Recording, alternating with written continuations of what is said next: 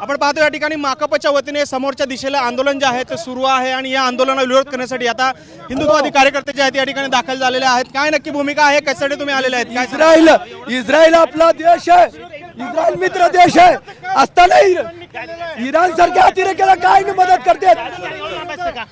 आडम मास्तरचे अतिरेकी म्हणून जाहीर करा. आता या ठिकाणी कार्यकर्ते आक्रमक झालेले आहेत. काय नक्की भूमिका आहे, कशासाठी तुम्ही आता विरोध करायला आले आहेत? माकपचं आंदोलन जे आहे ते सुरू होतं. इराणनी 2016 साठी CA-NRC ला विरोध करता भारताला सर्व मुस्लिम देशांनी म्हणून एकटं पाडावं अशी मागणी इराणच्या ते मेलेला अहमदुल्ला खान जो आहे त्यांनी केलेली होती. त्यामुळे तो छुपा भारताचा दुश्मन आहे, त्याला समर्थन करू नये. आणि इराण आणि इस्रायल अमेरिकेचं युद्ध इथं मानवता अधिकाराच्या नावाखाली एक वेगळ्या प्रकारचा विषय इथं चालू आहे आणि मोदी साहेबांचं नाव खराब करण्याचं या आंदोलनाच्या माध्यमातून चालू आहे.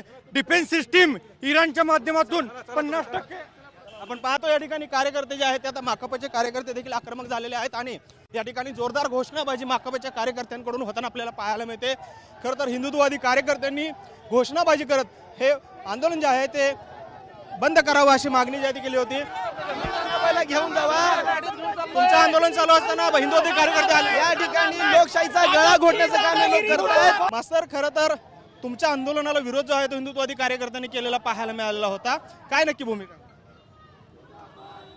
असं बनोवादी वृत्तीचे माणसं साम्राज्यवाद्यांना जवळ करणारे